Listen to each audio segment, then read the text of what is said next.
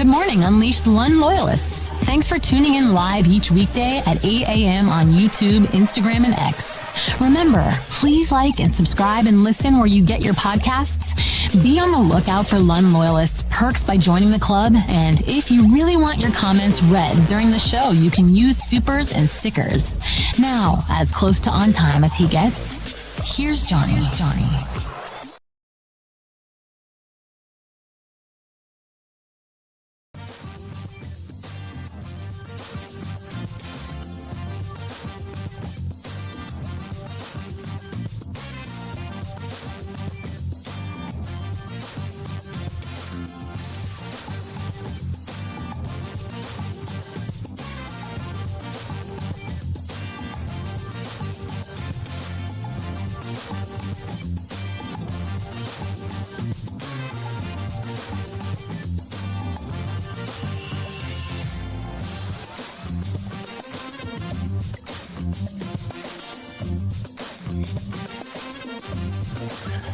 Yes, thank you so much for joining us. A little blurry-eyed this morning.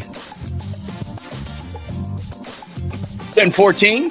Thank you so much for joining us. Ugly day out. It's gonna be an ugly couple of weeks, or no, about a week. It looks like, and it's not like I have to deal with it a ton. I walk from the house a short period or a short distance to the studio in here, and but man, it's just like it's one of those days where I don't know. I'm not a big soup person, but like soup sounds good, or just comfort food, or I don't know what sounds good today. But a ton of stuff going on today. We'll review. Yesterday, had a great time hanging out with Papa. Hope you did too. Let me get the comments and the thoughts up here from everybody. It is great to see everybody on this Saturday. We do Saturday shows at 10 a.m. Despite I say this every Saturday. I got to get it open. Got to get it open. Because that says 8 a.m. It is clearly not 8 a.m. Don't want to throw you off. It is 10:15 on this lovely Saturday, the first day of February. It is great to have you in. As you see on the right side there, it is a chalkboard that I try to keep you up to date on during the show, episode 47. Welcome. Papa and Lund will do a quick review there. Somebody asked me if we could talk sports. Could you not talk sports yesterday? I was like, yeah, we could talk whatever we wanted yesterday. Golden State and Phoenix NBA All-Star snubs. I never thought I'd live to the day that Steph Curry was starting to get some negative feedback, and everybody loves to talk about snubs, so we'll talk about that. Steph Curry does talk more depressing than ever. The Pels lost Murray last night, and I do wonder if DeJounte Murray and the Pels and the kind of season they're having, if that would make them more apt to want to trade. I'll explain that in a minute. New Orleans does not mean the Pels. It does mean New Orleans stories. Purdy talk we're going to get sick of, so I'm going to reel this out ever so slowly. I don't want to do all of it in one fell swoop. I'll explain that, and then something I was coming across. I almost started with this today, but I'll wait on the February 14th talk. We'll get into that too, because something struck me this morning that we will get into, but it is tremendous to have you in. First and foremost, let me welcome Todd to the show. Can we get an, yeah. Okay, all right. I wasn't expecting this, but back in the day on 95.7 and sometimes on various special occasions on KMBR, I used to start the show, and some people loved it. Some people hated it. I think it blew their ears out, probably is why they hated it. Man, I have not, Todd, I'm not prepared, but because you asked so nicely.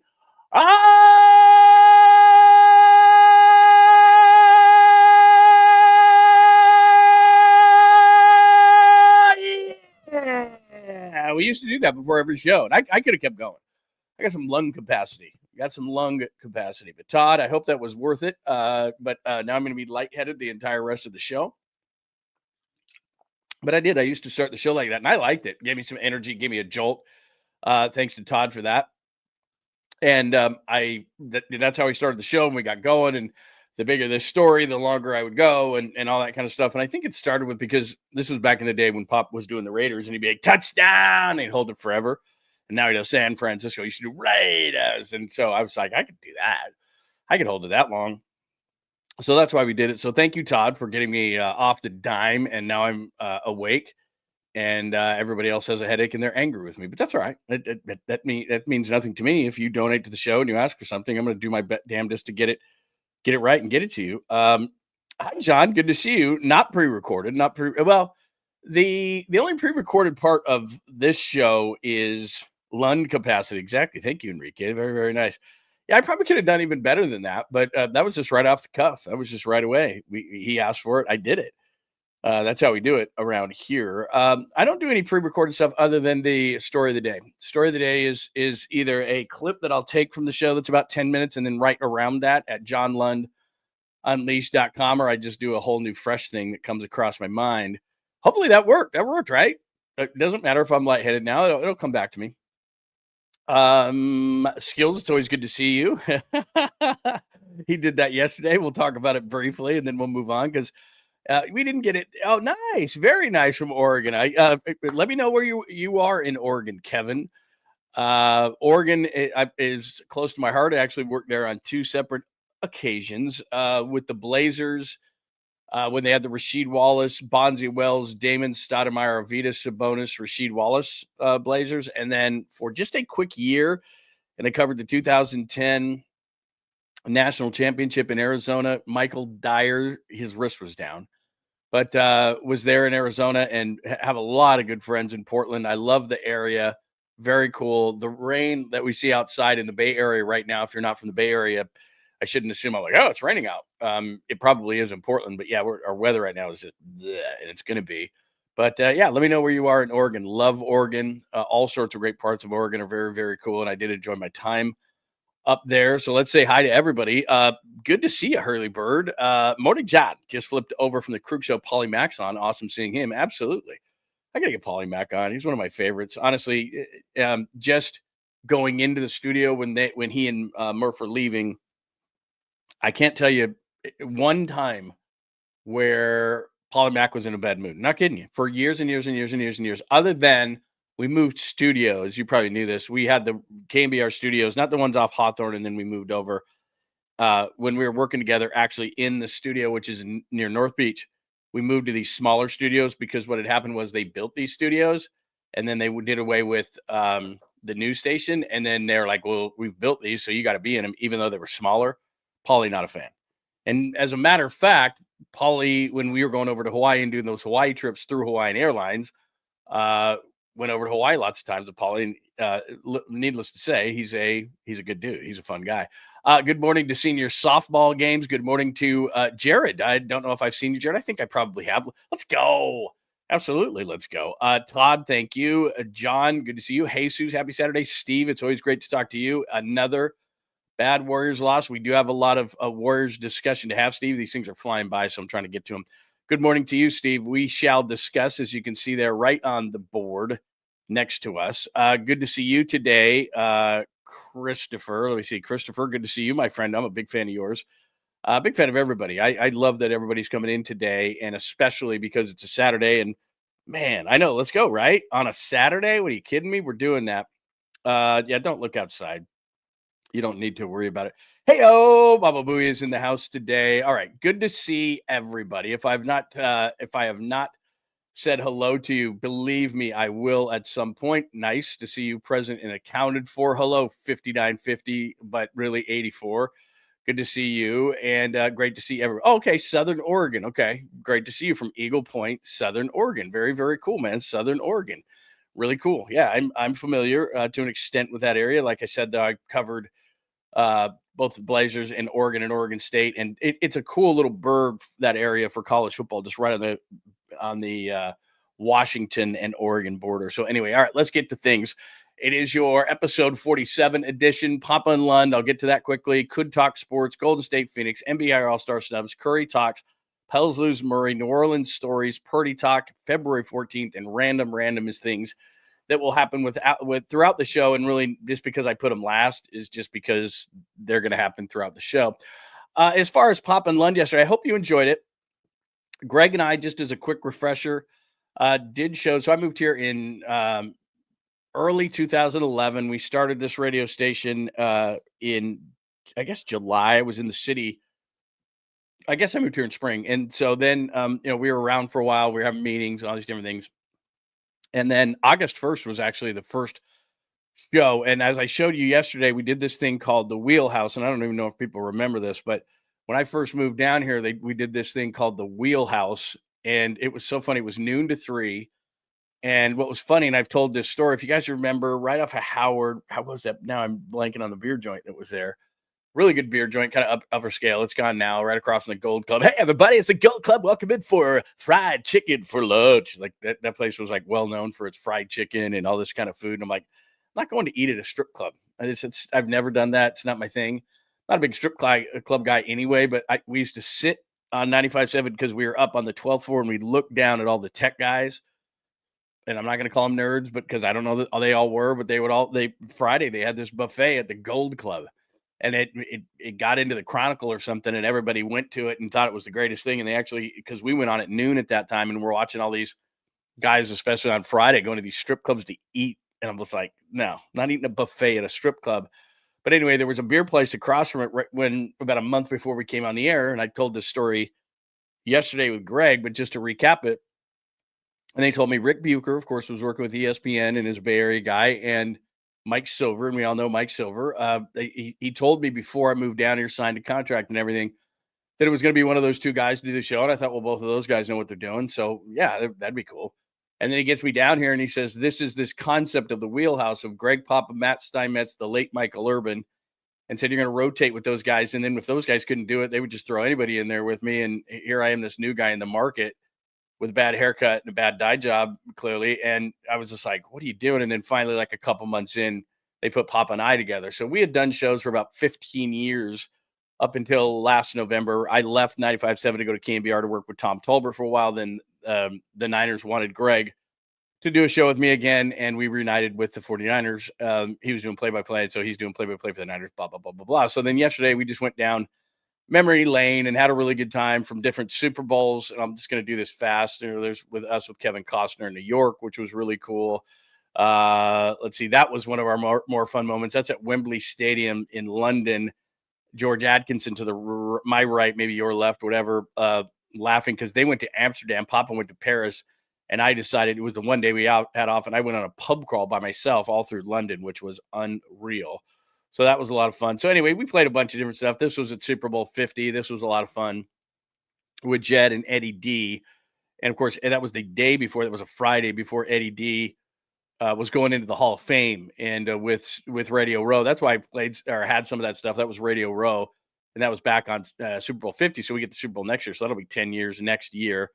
And so we did that. And then we had some Dwight Clark on there, too. I believe that was Super Bowl 50 as well. There's Dwight Clark telling the story about how he dated Miss Universe, but and just couldn't break up with her. So anyway, we went through all that stuff yesterday, had a great time, got a lot of great reaction from everything. And the thing that was funny was somebody had tweeted me and they said, well, could you guys not talk sports yesterday? Was there some kind of rule that they said he could come on the show, but you guys couldn't talk sports? And my whole thing was we can talk sports at some point, him and I.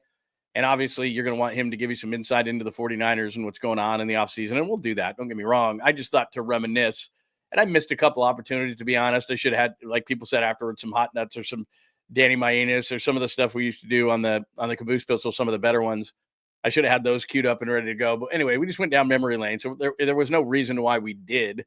I just thought it was going to be a lot more fun to just kind of throw some pictures up and laugh because there were just a lot of memories. And a lot of things we did were on the road. We did the show and we had a lot of fun, but we went to about, 12 or 13 Super Bowls. This is the first Super Bowl I'm going to miss coming up this week in New Orleans. My son's going to go, and he's going to be our correspondent next week. He's going next week. But this is probably the first one I've missed in 15 years. I love going on Radio Row, love interviewing people, love talking to people. You never know who it's going to be. And, Wednesday, Thursday, Friday, especially. Monday and Tuesday, it kind of ramps up. But Wednesday, Thursday, and Friday, basically every segment you're having guests. And most of them are great. Some of them, it's a filler. And they're going to talk about this, that, or the other. But a lot of times you're getting greats on the show or actors, actresses, musical guests, things like that, young players in the league who haven't quite made their money. So they get paid to do this whole thing and to promote some certain product at the end of the interview. So it was a lot of fun. So I just wanted to go through some of that stuff. And that's why I did what I did yesterday. So hopefully people enjoyed that. The could talk, I guess we'll get into you want to get into the Warriors first?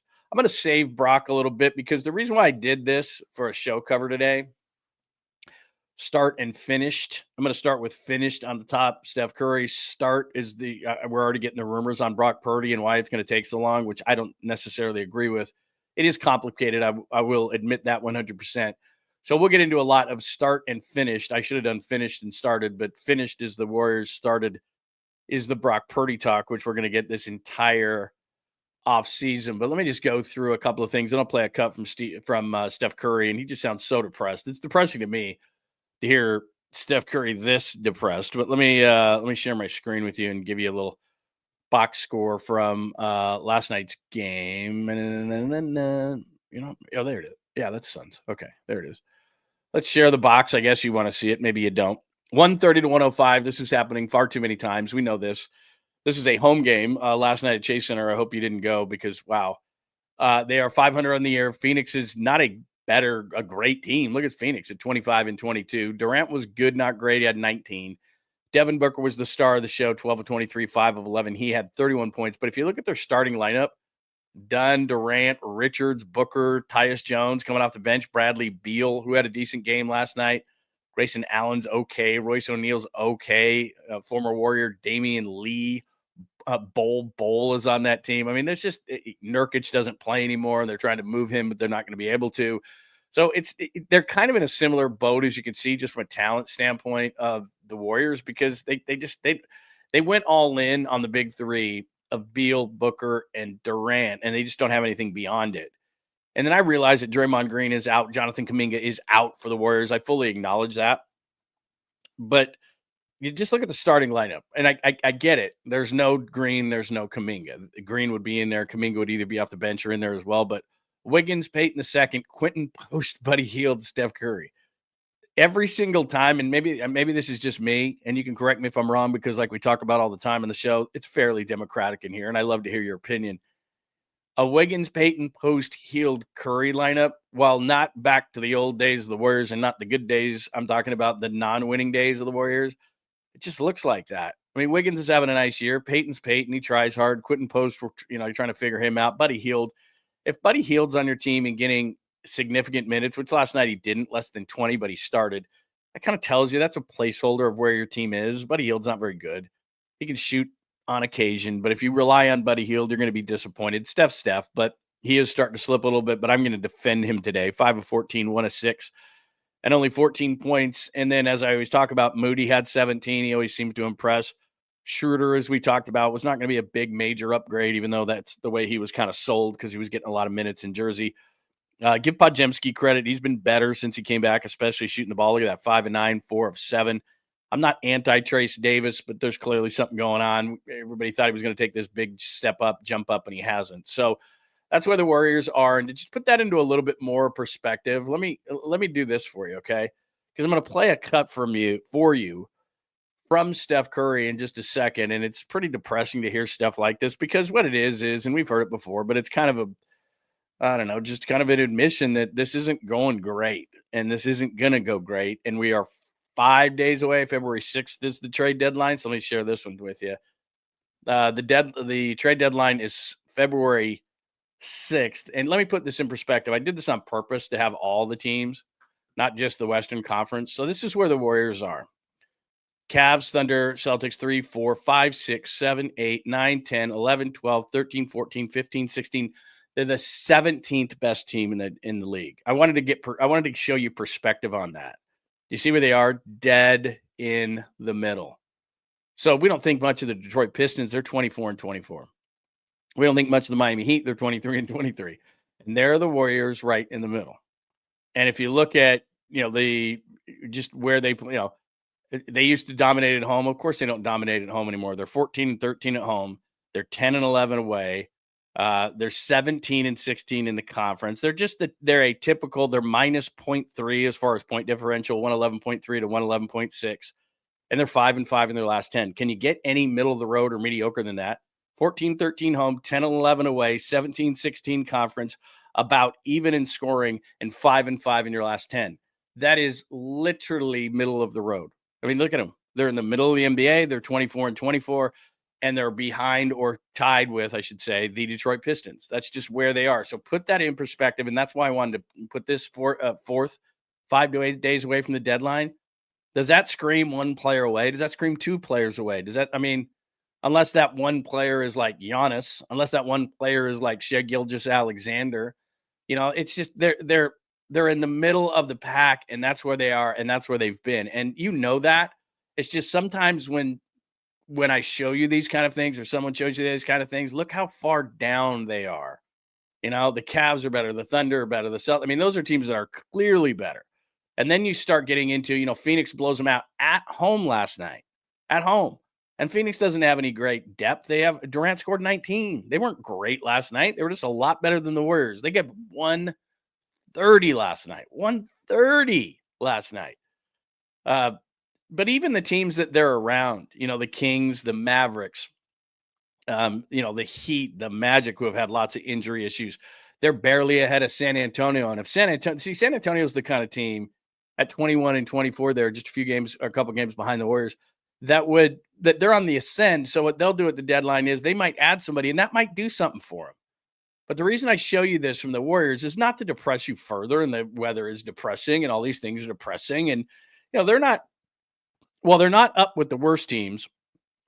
They're also not down with they're not up with the best teams. They're certainly not down with the worst teams either. I mean, you start looking at, Atlanta's Atlanta. They just kind of sit where they sit.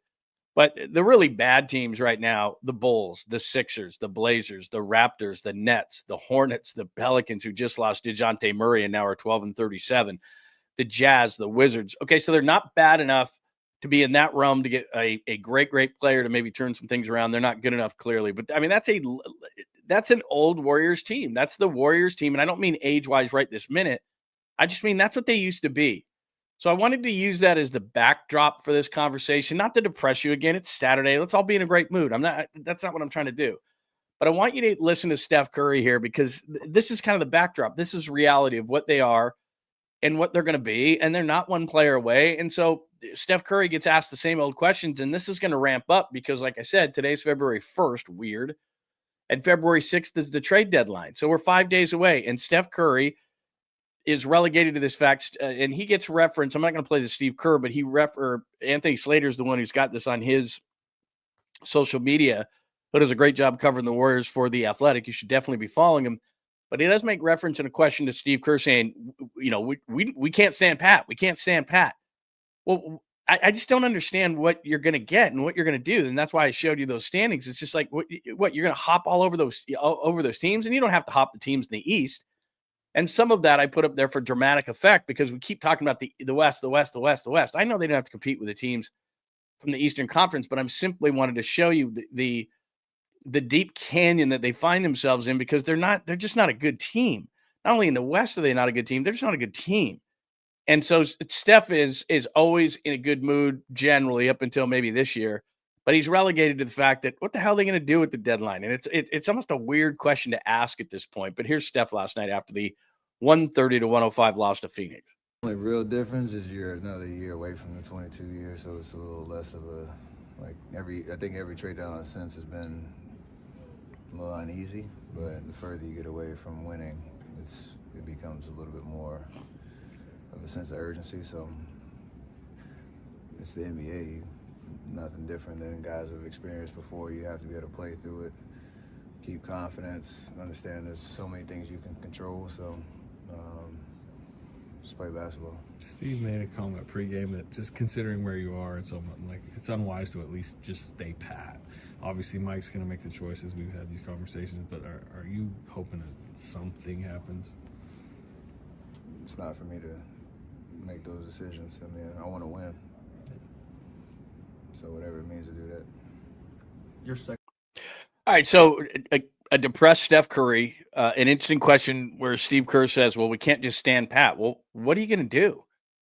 We don't need to go over the team or the names that we constantly hear. The only reason I probably should have put the Pels lose Murray, as you see there in the middle, because there's Curry's top. Well, I did put it right there. I did not do NBA snubs yet, so I'll do that in just a second because people are getting on Steph Curry, and I want to discuss that, but I kind of jumped ahead. Sorry about that. But it says Pels lose Murray. DeJounte Murray went out with an Achilles injury, and they're terrible. I just showed you the standings, so maybe this just means nothing to them.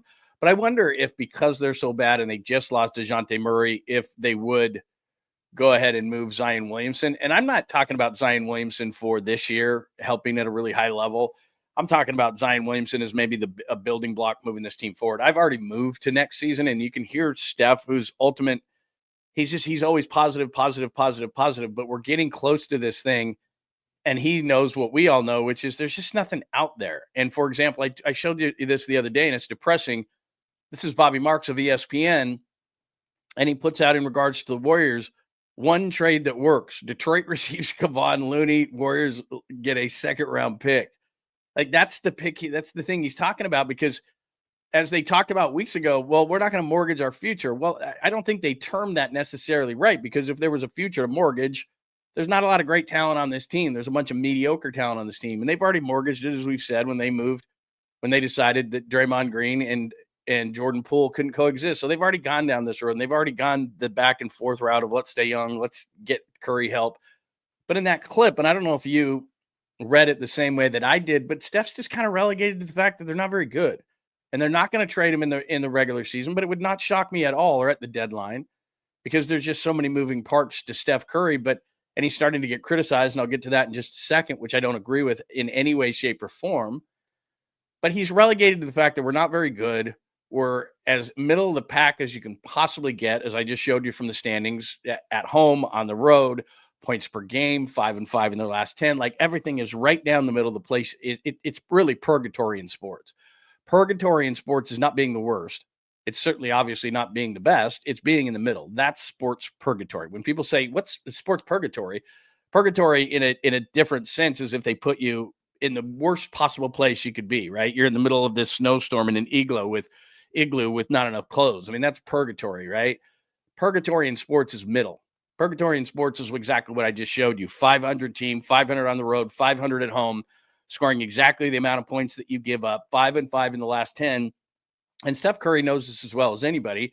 Like, there's not a magic elixir. There's just not. There's not a player. There's not an acquirable player, a realistic player that could change anything.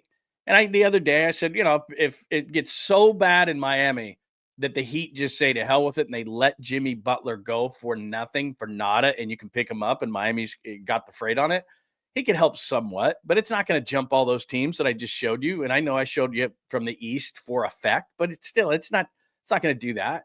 The only reason I keep bringing up Zion's name is I'm not even talking about this season.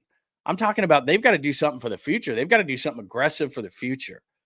And in this offseason, and Steph's real busy in the offseason, but I'm telling you right now, let's just mark the date of February 1st. If this is what they end up being at the end of the year, a 41-41 basketball team, which is straight up the middle 500 with all these different, at home, on the road, points per game, all these different things, Steph is going to quietly and respectfully say, look, I'm going to come back. I'll be an executive, maybe a part owner, whatever it's going to be, but let's find a way to do it. Let's find a way to move me, and because I want to win. And I'll be back in a couple of years, and this isn't going to change anything, and it's going to be weird to see Steph Curry in a different uniform in the East. Probably they're not going to move him to the West. And they're going to have to do all sorts of marketing things and try to sell you tickets in a different way and come up with some corny slogan like the Giants do every single year. Hang in there. It's something that is not going to get you to the ballpark. But I can say this from a fan standpoint. You tell me if I'm wrong here.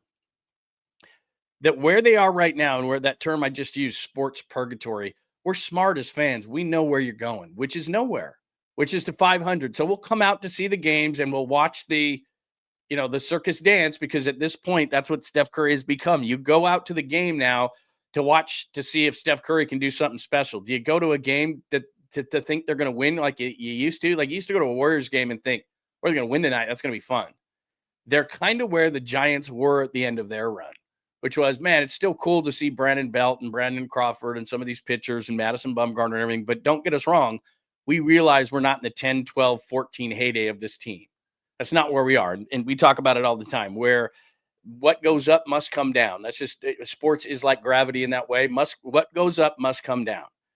And it's not pretty when it happens. It's kind of, and then the bottom comes out of it. And that's where we're going. And so I think that Steph Curry, in that kind of depressing clip that we just played, he's getting relegated to the fact that, well, we're exactly 48 games into the season, so we're not early anymore or anything like that. We're coming up on 50 games. He realizes what these Warriors are. Maybe a play-in team, probably a one-and-done play-in team, greatly flawed. And although Kuminga can come back and help and Draymond can come back and help, I really think we're going towards a separation of Steph Curry in the offseason. And if you're going to separate Steph Curry, so you might as well separate Draymond Green and et cetera, et cetera, et cetera. And at this trade deadline, think to yourself, is there something I can get for next year? And Zion's 24. Now, I'm not giving up Kuminga, but I'd give up a lot so that I can see if I can get some players for the future to make this team good. The other thing in the future, the other thing that Anthony Slater said to Steph Curry is, or excuse me, was it? Yeah, I think Slater said it. I know Mike is going to be working on this thing. There's no Mike.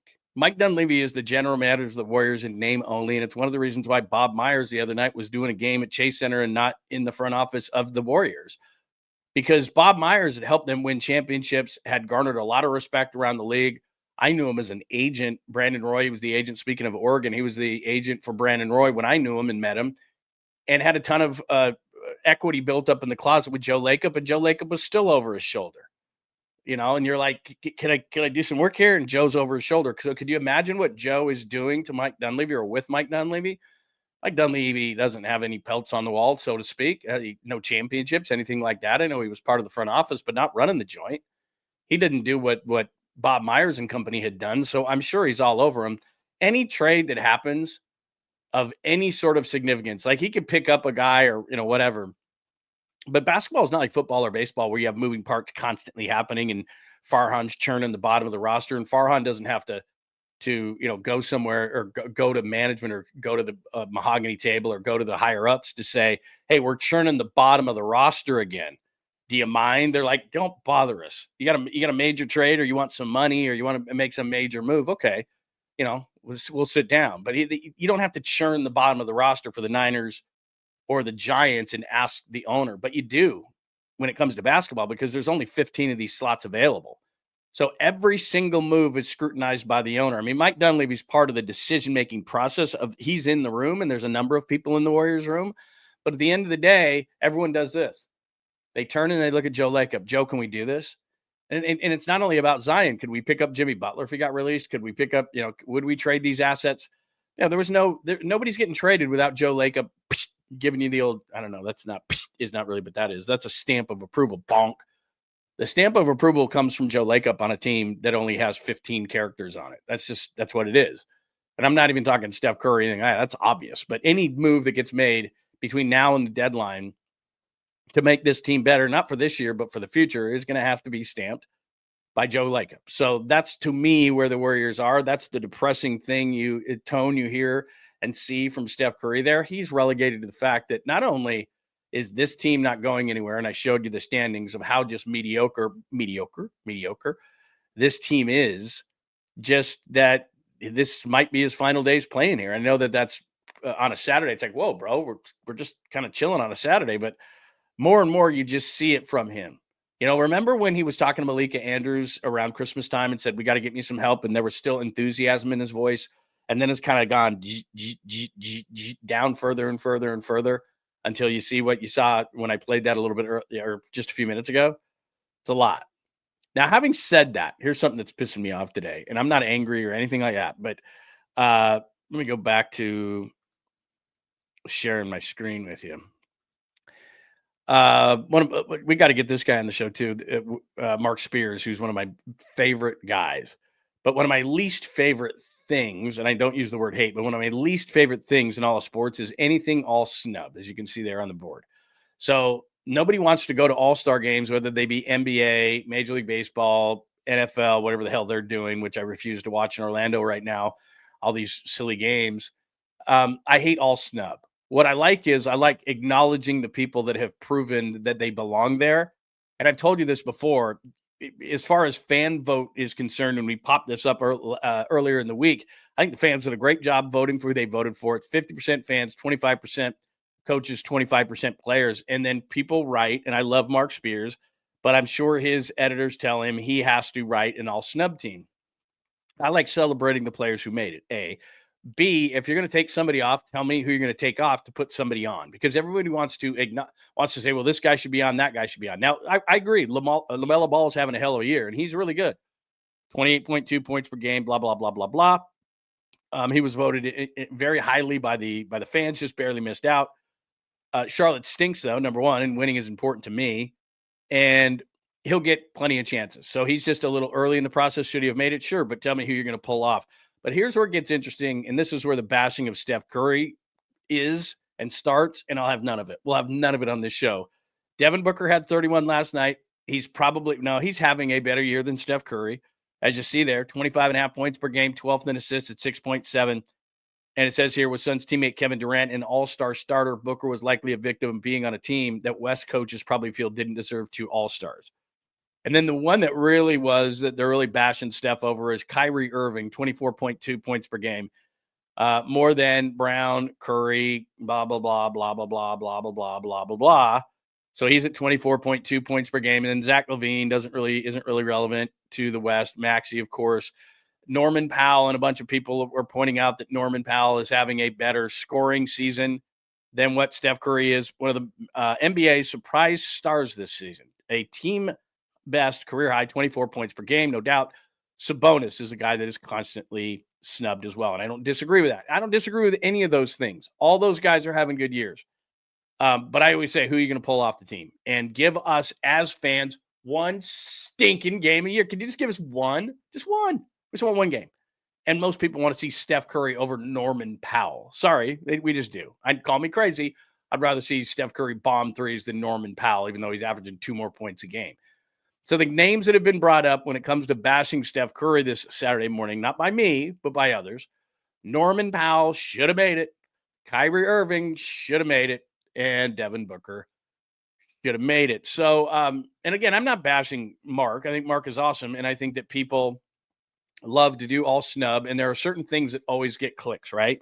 All snubs get clicks. Mock drafts get clicks. Like, it's just editors tell you. I can tell you as a former writer, editors tell you, well, you're just going to have to do this. You have to do a mock draft.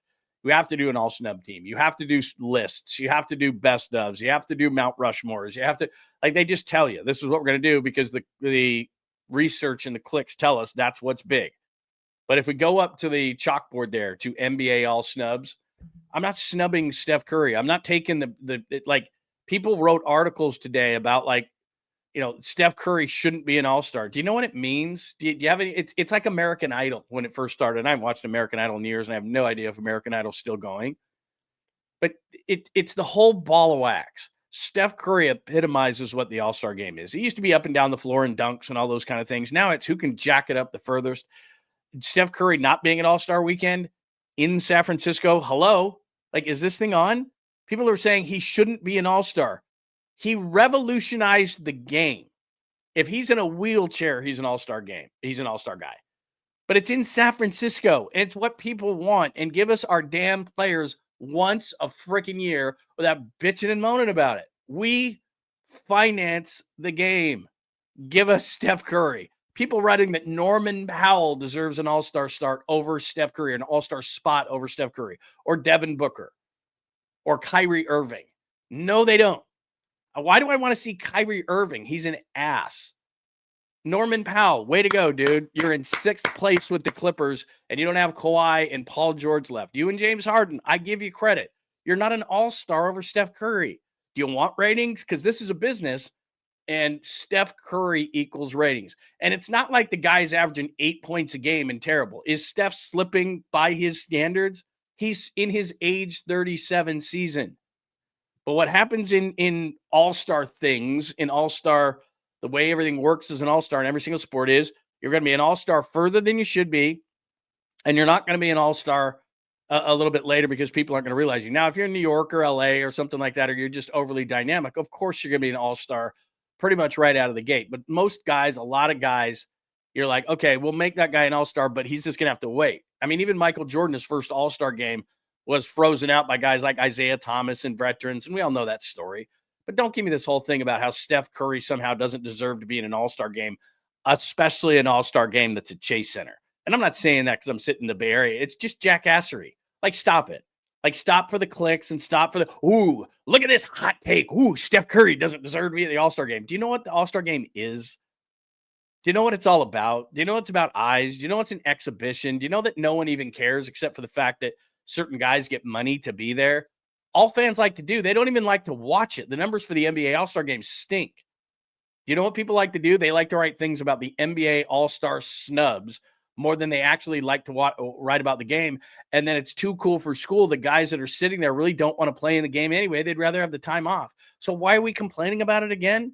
Because the fans actually want to see Steph Curry at the game? God. It's one of my least favorite things about sports. Let the guys enjoy that they made it. So they stayed an extra year or two too many. Like Cal Ripken move it over to shortstop the 1 year. Remember that? How cool was that in Seattle? Like, let us have our moment. We're fans. We finance this whole damn thing. Because you know what? I get it that advertisers do and they spend the money in corporate sponsorships. But if we weren't interested as fans, sorry, it'd be like soccer in America. And no offense to soccer, I don't hate soccer, but it doesn't have the revenue of the major three of baseball, football, and basketball. Why are those three generating so much revenue? Because we care as fans. So yeah, they'll dump money into it because they're getting eyeballs and they're getting butts in the seats and they're getting all these different platforms and we're watching and it's growing and all these things because of us. So we get 50% of the vote when it comes to the NBA or Major League Baseball All-Star Game, and I really don't care how the Pro Bowl works anymore. And then people just complain, all snub team. Steph Curry shouldn't be there. It's like, what are you talking about? What do you mean he shouldn't be there? Give us our guy. Not because we're in the Bay Area. That's not it. But I don't care if a guy stays around a year or two too much because you know what? He's going to be gone soon. I want to see LeBron in an All-Star game. I want to see Steph in an All-Star game. I want to see Durant in an All-Star game. Maybe one too many. I don't care. I want to see greatness. I don't care about Norman Powell. Cool, Norman Powell. Am I tuning in? You know who I want to watch today at the All-Star game? Norman Powell. No, I don't. No, I don't. I really don't. I don't care. Good for him. And this might be the only chance that Norman Powell has to get in an All-Star game. I feel bad for him. 24 points a game. He's having a nice year because he's averaging 2 more points than Steph Curry, an all-time great who revolutionized the game and is in 6th place in the Western Conference. He deserves an All-Star nod in San Francisco. I read that today. I actually read that today. Oh, all right. I'm done with that rant. Sorry. I didn't even know I'd go that far on that rant, but it was just, I read that kind of stuff and I'm like, look, Kyrie's a nice player. Nothing against Kyrie. He's going to the Hall of Fame. But it was like, people are like mad at, Booker should be ahead of him. Powell should be ahead of him. Kyrie should be ahead of him. It's like, no, the game's in San Francisco. This is the last time we'll have to celebrate Steph Curry at this level. This whole weekend of All-Star in a couple of weeks should be Curry shoved right down America's throat. Don't care. He revolutionized the game. He came in as this babyface kid at 175 pounds and has done what he's done. And he worked so hard. And he is not only that, and maybe this matters and maybe it doesn't, but he is the number one CEO in the universe now when it comes to players that are active. The Peyton Manning types. And I was going to say Tom Brady, but he's even better than that. There is some people that just don't like Tom Brady. But if you're real with yourself, even if you're not a Warriors fan, you're a Curry fan. You want your daughter to date Steph Curry. You'd love that. It'd be amazing. If you had a company that you needed representation and it was an athlete and you sat around a table and went, who should we get that's not going to screw us up? Who's not going to be caught with a prostitute? Who's not going to be a drunk? Who's going to be perfect? Who's going to be the best CEO in sports right now? Steph friggin' Curry. Like, it's not second place. I don't even know who second place is anymore of active athletes. Who doesn't ever screw up? Watch, he's going to screw up now, but who doesn't? It's him. Who took Quentin Post home at 3:00 in the morning the other night? We played that for you. Steph Curry did. So anyway, all right, I'm done. I'm off that soapbox. I didn't think I would get so angry today. I'm not angry. I'm never angry, by the way. I just want him to be acknowledged. I just think when it comes down to history of Steph Curry, it will always be but or this or that, or like people are trying to comp him to Kevin Durant because he played here last night. Well, Durant was the better player. I think, who did I see that? Lou Williams, I think, was on a Hot Take podcast. Durant was better. Who cares? They won championship together. And if Kevin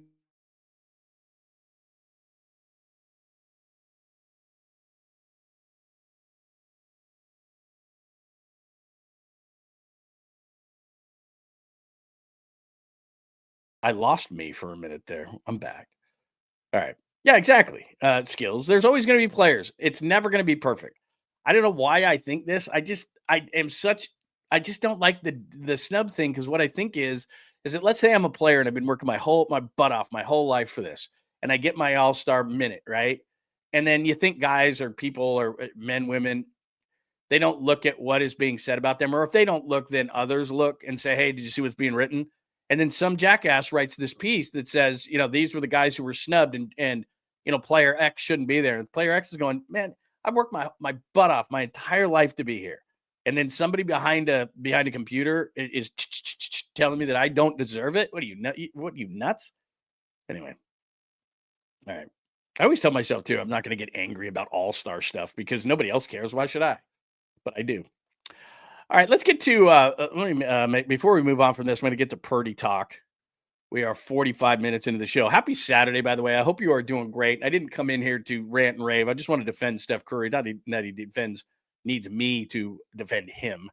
But do remember, JohnLundUnleashed.com is the place to go for the website. All sorts of great stuff at JohnLundUnleashed.com. In fact, let me just show you this very quickly. I'm sharing a lot of screen today. But let me see here. Where is it? I know I have it. Where is it? Can't find it.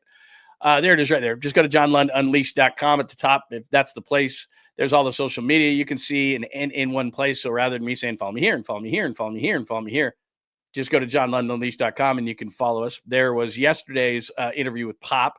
So you can check that out, and we'll put the new one up there today. There are podcasts right there, and there are Unleashed blogs. I'll update the blog. I didn't do a blog yesterday. I'm trying to do one every single day.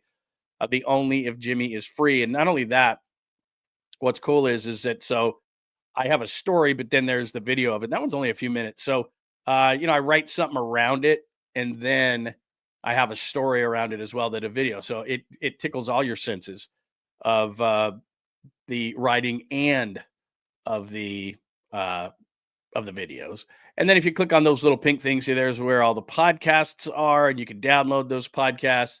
And if you go back here, then you can look at all the YouTube shows. In fact, that's the YouTube show that's going on right now. And then you've got all the YouTube shows. So everything is archived there, front page, podcast, YouTube, blogs. You can even contact the show, JohnLundUnleashed.com. So instead of telling you, go here, go here, go here, we just do that, and it makes things easier. So JohnLundUnleashed.com. Please make sure you're subscribing. We're not going anywhere, by the way. I'm just reminding everyone. JohnLundUnleashed.com for the website. John Lund Unleashed Pod is where we are when it comes to the YouTube channel. Please make sure you subscribe and you have your alerts on, because yesterday we kicked out about 2 or 3 extra videos beyond the daily show, which is 8 a.m. Monday through Friday. And only members received those. And then I think today we made them active for everybody. But we make sure that everybody gets those first. And thank you also for watching, not only on YouTube today, and I have the chat up right now, and I always try to acknowledge everybody. And I love that you hit me up for stuff in here, because then it gets me going on these tangents and randoms and great questions and comments. And we have a great community in here. But also, thank you for watching on X at John Lund Radio. And thank you for watching on Instagram at John Lund Radio. All right, we're caught up on everything. Let me make sure that everybody is doing well today, and I haven't missed anything. Let's see here. All right, let's discuss that. Purdy talk, great news. Flash Purdy will get a short-term contract, whatever that means. We're going to get into that in just a second here, because we did enough NBA stuff. I did lead with that today. Yeah, different Norman Powell. Definitely different Norman Powell. Yeah, there's a lot of Schwarzkopf and Powell talk right here because I brought up Norman Powell. Yeah, that's a different Norman Powell. This is a great point by Skills. Yeah, Cal Ripken was who the people wanted to see. That's why he got in 20 straight All-Star games. He didn't deserve more than 10 or 12. It's our game. And I don't know. I don't want to go on a whole tangent about that again, but it's our game. And we're fans. And we finance it. So could you just give us one game? And everybody complains and who got snubbed and the fans got it wrong. And it's like, just stop, man. Just give us a game. Let us watch Steph Curry. Let us watch Cal Ripken. Can you just give us that? We're the ones that are, like I said, financing it and have the interest in it and all these different stuff. Good to see you, my friend. There is Jeff. Hello, John. I'm late. Apologies. No need to apologize. You can come in and out however you want to do it. It's a Saturday. People are busy. I just like to make sure that, I get a lot of this, but again, that's my wife, so she has to say that. Somebody's got to figure it out. Somebody's got to show her how to donate, because she said she was going to donate. I've never seen her donate. It'd be really nice if she would donate to the show. But anyway, she's going to get mad at me for saying that. All right, let's get to the Purdy stuff. As Steve said, we're hearing some different things. So let me play this. I think I might have bounced this up yesterday, but the whole point, let me do this real quick. So the whole point was I did the Curry start and finish today. That's the cover of the show today, episode 47. And by the way, Pop and Lund, we talked about that. He was on the show yesterday. You can go back to both the interview and the entire show yesterday on the YouTube page, John Lund Unleashed Pod, and you can listen to that if you missed it. It's under interviews. But yes, we could talk about anything. Golden State Phoenix, we did NBA All-Star Snubs. I went on a long tangent about that. Curry talks. I played that. He sounds very depressed. The Pels lose Murray. The reason I brought up Pels lose Murray is because I'm thinking to myself, okay, they are at near rock bottom or probably rock bottom, but they decide to just blow the whole thing up and say, okay, we're going to take calls for Zion, which I don't know that they're doing. New Orleans is New Orleans stories because the Super Bowl is there. I want to tell you something about that, as a matter of fact, before I do get to Purdy. We're at Purdy talk. We're at Purdy talk at this point. As far as what did I say? I was going to do Purdy talk, but then I had something before that. Like I told you, my son will be in New Orleans. I've been to covered 15 straight Super Bowls on Radio Row. Will not be there this year in New Orleans, which I'm really bummed out about because my son's going to actually be there, but he probably doesn't want me to be there to hang out with him on Bourbon Street, and he just turned 21, as you know. But he is going to be a correspondent on Radio Row all next week for us, so that's going to be a lot of fun, and hopefully you can pull some people on the show and everything like that. But, all right, so we're at Purdy Talk. I think I have a Purdy thing here from Kawakami yesterday, and if I don't, it's not that big of a deal. I might have pulled it off my board here. I think I did. Okay, so what we're hearing, and we don't need it, but Kawakami was, I think, the first. Let me explain how this is going to go, and you probably know this, but I just want to explain it to everyone again. So there's going to be a bunch of back and forth. So how this works is an agent leaks information so that it can be advantageous to him. The 49ers may leak a little bit of information so it can be advantageous to them. There's going to be lots of talk, but at the end of the day, here's what we know.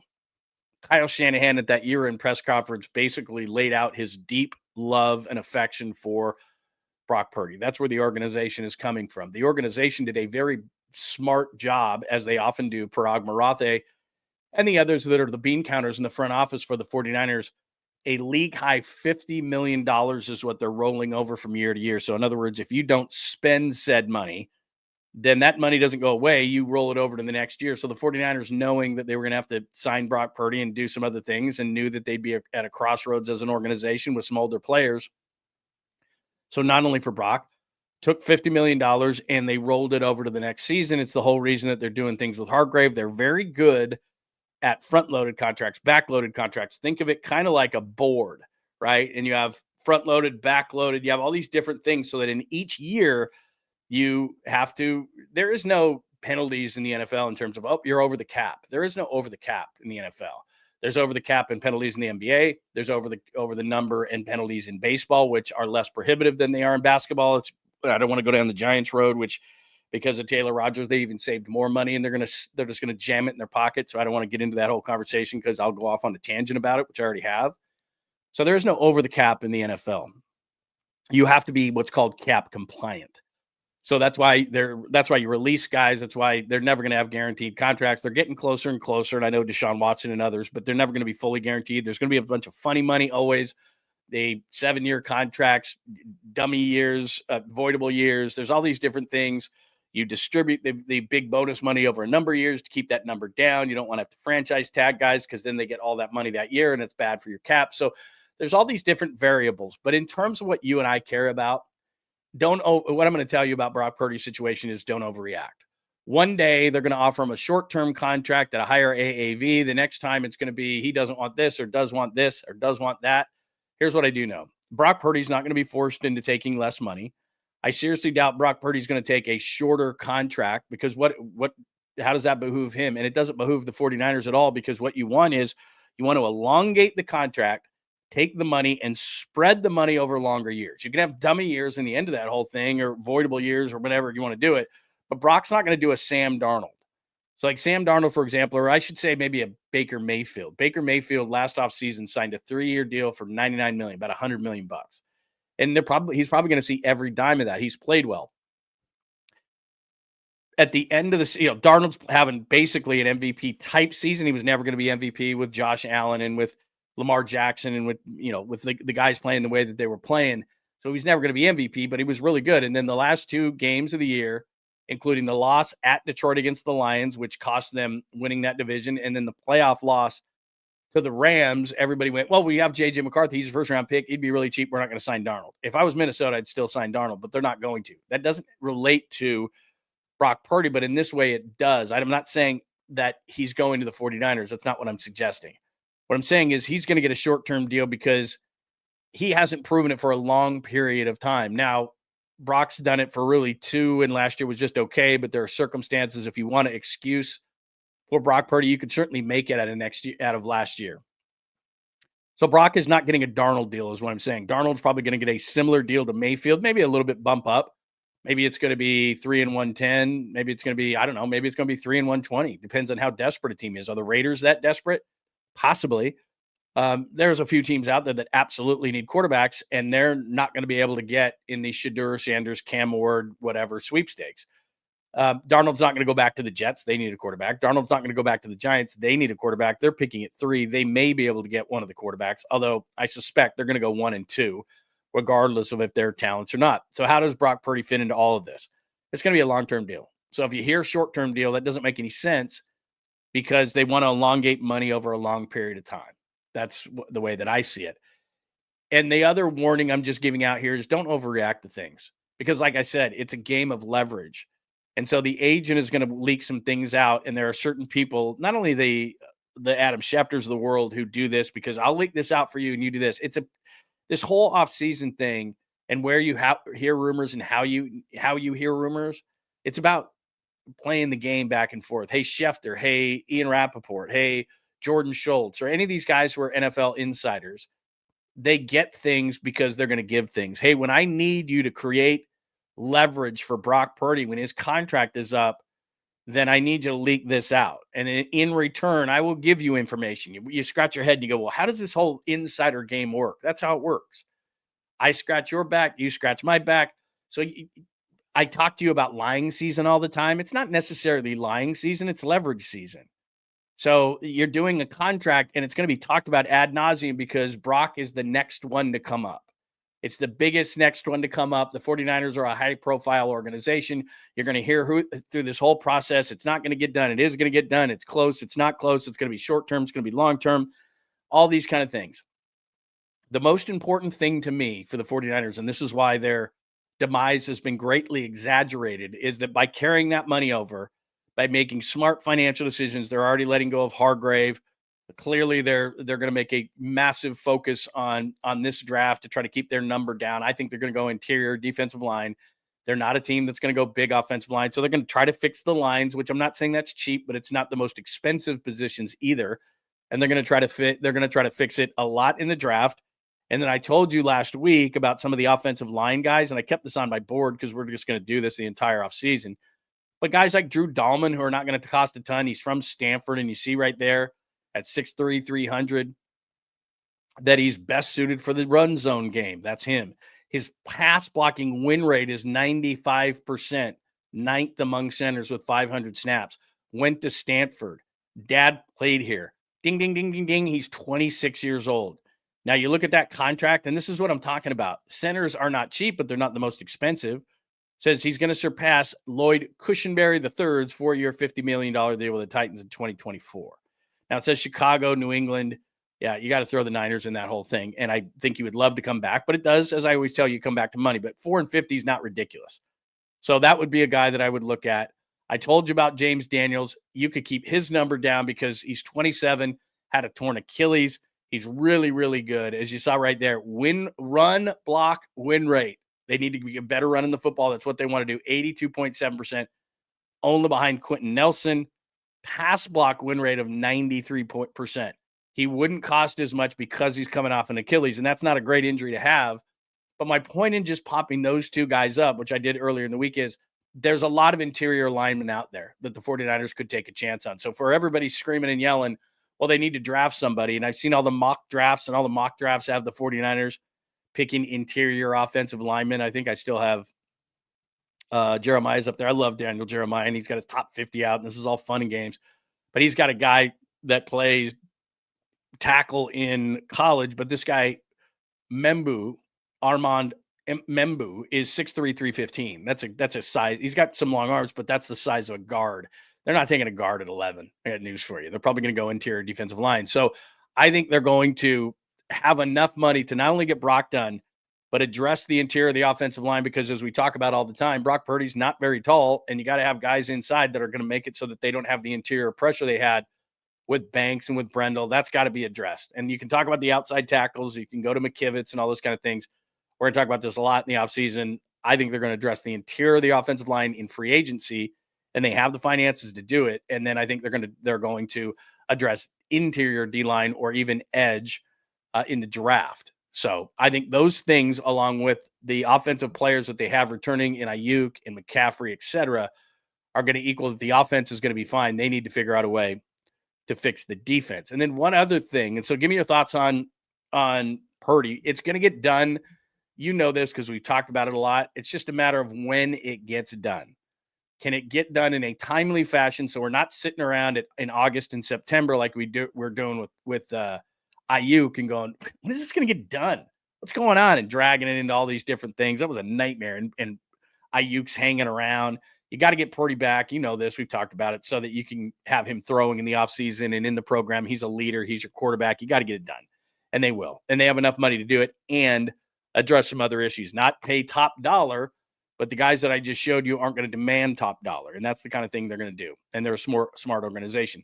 Now, the other thing I saw the other day that gets me excited, and I've told you this before, that George Kittle was a guy, and maybe I'm wrong in this, but, he's 30-plus years old. He plays really hard. He'll miss a game or two. And I'm not going to call him antics, because he's just ultra positive, almost to a point where it's like you have a friend where you're like, oh, my God, like, turn it off, bro, like, just for a minute.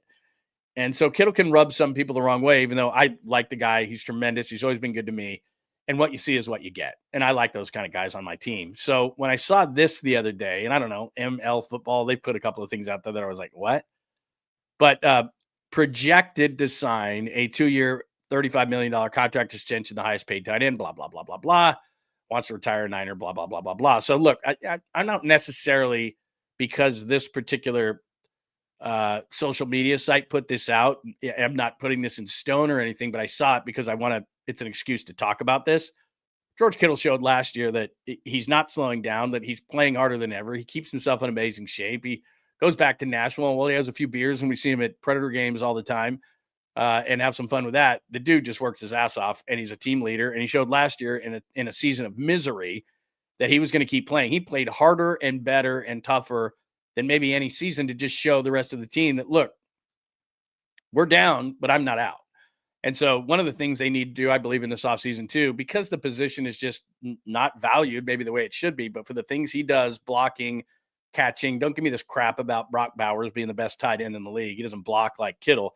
Kittle's the best tight end in the league. It's not Kelsey. It's not Bowers. It's not fill in the blank. It's George Kittle. And it probably will be for the next few years. And it's not an overpaid position like a lot of these positions are. It's not an overvalued position, I should say. So they got to get a deal done with Kittle. So the interior of the offensive line, free agency, get a deal done with Kittle, get a deal done with Brock Purdy. Dre Greenlaw, we shall see. And I think that there's a couple of other issues, but a lot of it is just guys coming back. I did one more guy that I'll throw out there. I keep hearing this guy's name, and I love Dre Greenlaw, but with Saleh coming aboard, and they need somebody next to Fred Warner, and they got to start getting younger and faster. And I showed you this name the other day. 25-year-old linebacker with the Jets, 154 tackles, 10 for loss, 3 pass breakups. This is the key, though. Downhill with speed, cutting off the ball, pursuing the edges, coverage upside, 3-down player, special teams coverage ability. Best football ahead of him. And it says right there at the bottom, San Francisco, where former coach Robert Saleh is. So, look, I love Dre, but this is a guy that would start next to Fred Warner. And you got to ask yourself, are you an Al Davis type who's like, I don't care, I'm not cutting my guys until the wheels come off? Or are you a Bill Walsh guy that says, I'd rather have them out a year early than a year late? You could do a 1-year deal for Dre Greenlaw, and I love what Greenlaw brings to the table, and I love his energy. And we even saw when he came back for a brief period of time, like the defense just played at a different level. But look at the numbers on this dude. He's 25 years old. He's got speed. Him next to Warner. It would cost you Greenlaw. You're not bringing both these guys in because this dude is clearly, as you can see there, 154 tackles, 10 for loss, 3 pass breakups. He's a starter. This isn't a guy that's coming off the bench, and you're going to pay him as such. But I'll tell you again, fix the interior of the defensive line. Fred Warner's back healthy. This dude, the young secondary, which I'm not a big J.R. Brown fan, and I think they need another corner, maybe a veteran to put next to Demo. Demo can go inside and play the slot, but he's outside and Green's outside. Bringing a third corner to a veteran to play the outside, move Demo in the slot on passing downs, and I think that you'd have yourself something special. I love this kid. I know that saying that Dre Greenlaw's out is not popular. I totally get that.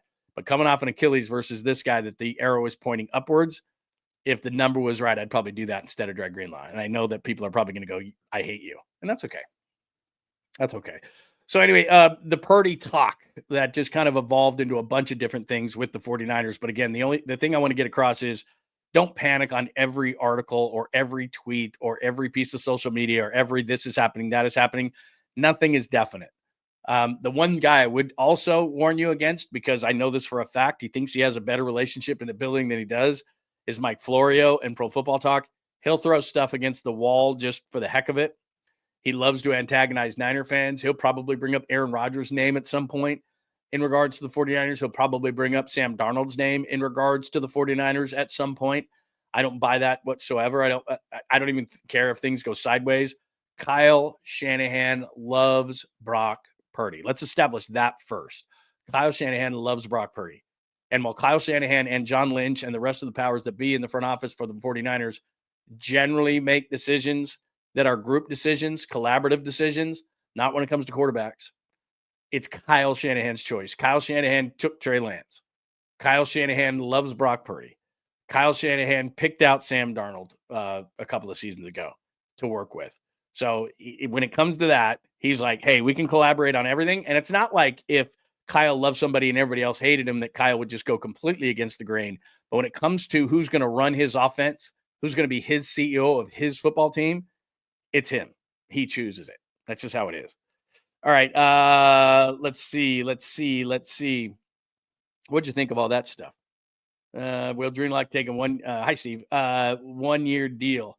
Yeah, I think Dre would. But even if let's say it came down to it, and I could be wrong. This kid on the Jets is really good. If it was a 1 year deal for Dre, I don't know, 3 year deal for this kid of the Jets for about the same amount of money, you got to start making really hard decisions if you're the 49ers and you want to stay in a championship window.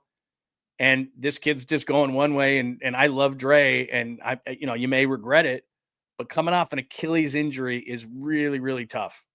And you don't get a lot of times in free agency a 25-year-old kid who you know is great in your system, like they do with this kid on the Jets, who you played with, who Saleh was the coach of. Kid's good. And like I said, it may mean nothing, and they may take Dre and everything else, but one of the biggest problems for teams who are in decline, and I'm not saying this 49ers team is, because I don't believe they are, but they've got to make right decisions, and sometimes the right decision is a really tough decision, letting guys go. Another example is like Hufanga. I love Hufanga. I think he's great, but Mustafa and Hufanga play the same way. They're downhill safeties. And Hufanga's up for a deal. He wants Xavier McKinney money, and McKinney got $469 from the Packers. I don't have the breakdown in front of me, but that's more than the 49ers are willing to give, given the fact that they have a guy like Mustafa who's a young up-and-comer. Mustafa's arrow is going like this.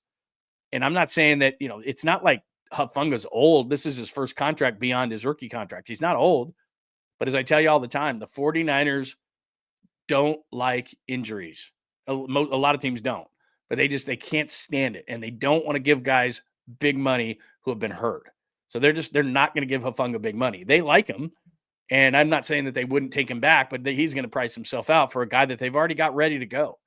And that's kind of how I see this kid on the Jets. Saleh knows him. Saleh likes him.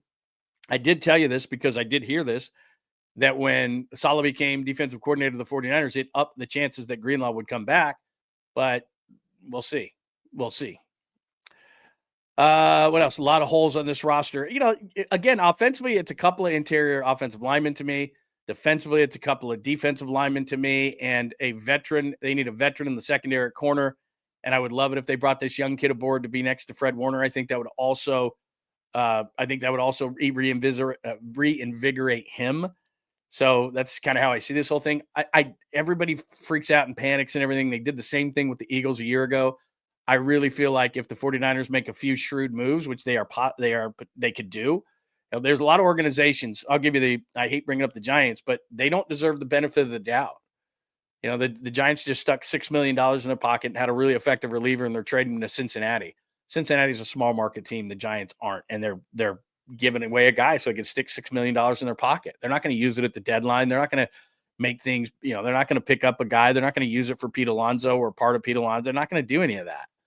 And so I don't give them the benefit of the doubt. I look at the Niners, and I know they had an off year last year, and some of it is injury related. There's no question.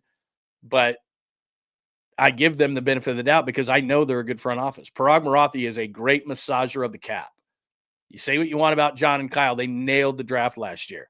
I'm not saying they're perfect. They've made a lot of mistakes. And we've said this a million times. They are paying for their sins of I'll always scratch my head over this and never understand Trey Lance. He's not Kyle's kind of a quarterback in style.